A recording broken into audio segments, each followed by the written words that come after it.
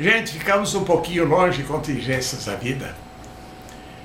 E no intervalo aconteceu um fato que vai dar chão para várias conversas nossas.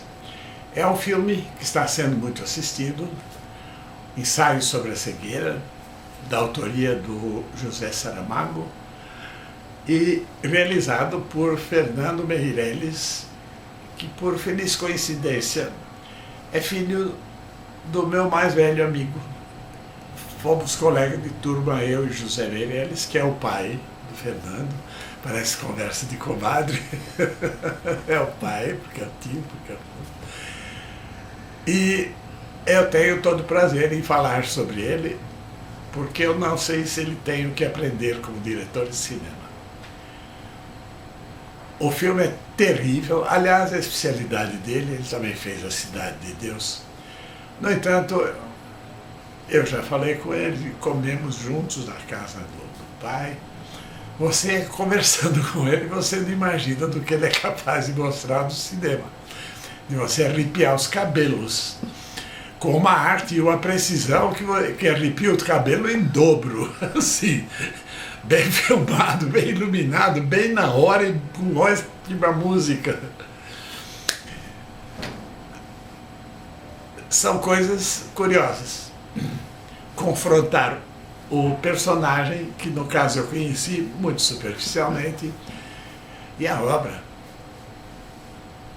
Talvez o que mais tenha me impressionado falando de mim tenha sido a música. Ela não tem música contínua, o filme não tem. Ele tem entradas musicais conforme muda o meio tema, muda a música. Às vezes com uma precisão, outra vez de arrepiar os cabelos. A música entra junto com a imagem assim, sem que você perceba como, e dá um susto que o filme é terrível. 10 minutos, não. Vocês sabem a história, começa a bater uma cegueira na humanidade, no começo pensa-se que é uma doença, isola uns 20, 30 cegos, a maior parte do filme se passa lá. Só no fim a gente percebe que o mundo inteiro está.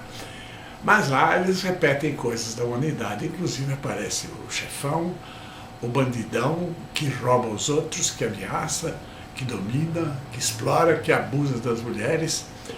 Assim, é de arrepiar os cabelos o realismo da coisa. Discreto em todos os momentos delicados, mas ele não enfeita a história. No meio do filme, eu cheguei a perguntar para mim mesmo, quando ainda estavam todos lá, Deus do céu, por que é que eu paguei para ver esse negócio? Porque é uma tortura. É uma tortura. É um bando de cegos, todos eles andando, as apalpadelas, você não consegue deixar de se identificar com eles. E você também começa a procurar ansiosamente o que ver, qual é o caminho, onde é que tem a cama, onde é que tem o degrau. Se você está vendo o filme com vontade, você fica cego também, como eles.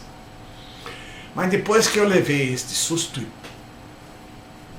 me apropriei de certo modo, ou reconheci o meu horror, a cena deu uma abertura grande e eu percebi com total clareza um tema que me é incrivelmente familiar. A humanidade é cega. A humanidade é cega. E não aquele grupo que foi mostrado, nem só aquela cidade, nem aquele episódio. Não foi uma doença contagiosa de uma cidade, não tem nada disso. Quase digo antes fosse. E é disso que eu quero falar com vocês hoje e talvez mais algumas vezes. O que quer dizer cegueira da humanidade? Eu vou começar falando meio difícil. As pessoas não enxergam porque vivem falando. Eles acham que falando estão dizendo tudo.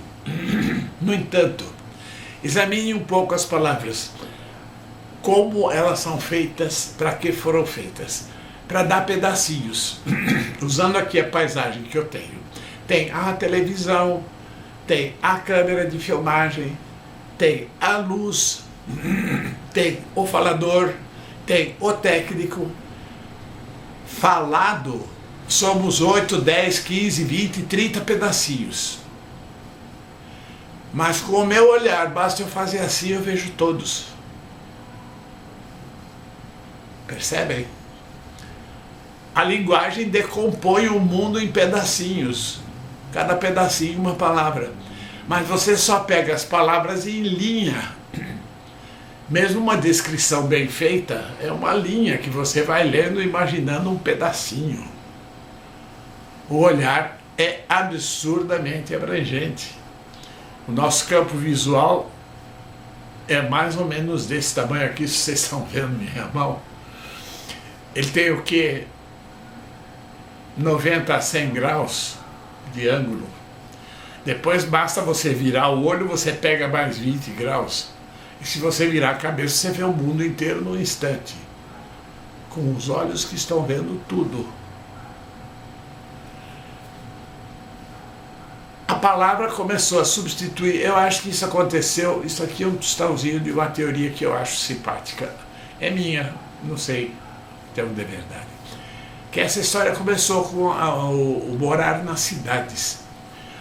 O selvagem que andava na selva, que era um andarilho, os homens primitivos eram andarilhos, exploravam aqui, acabavam aqui, avançavam.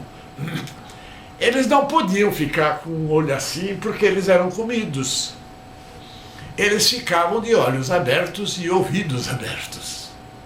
Eles estavam continuamente radarizando a paisagem inteira para ver onde havia o perigo, onde havia comida, onde havia o abrigo. Mas assim, inteiro, depois isso, depois aquilo, depois aquilo. Quando se fechou a cidade, a primeira de que eu tenho notícia foi Jericó, há 8.000 anos atrás.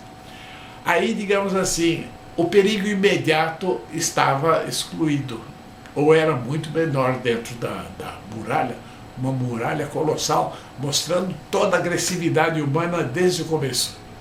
Sabe, para uma cidade ter aquela muralha, porque ela estava se defendendo de invasões. Mas, enquanto tinha a muralha e não havia boatos de invasão, o mundo ficava muito menor. Você morava sempre no mesmo lugar, você conhecia as mesmas pessoas, então você começou a codificar o mundo em palavras. E aos pouquinhos a palavra começou a substituir a visão, em certa medida. Claro, tudo isso, mais ou menos. Espero que vocês entendam isso muito bem. Somos tão obcecados pela palavra que as pessoas dizem, mas se eu não puder falar, eu morro. Eu diria, olha, se você parar de falar, você respira. Para começo de conversa. Porque a fala é o maior parasita da respiração, além do mais.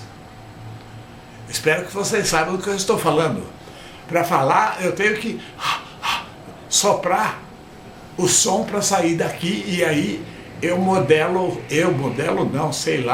meu cérebro, que é muito esperto, modela o som formando os fonemas, as palavras, e eu me faço entender.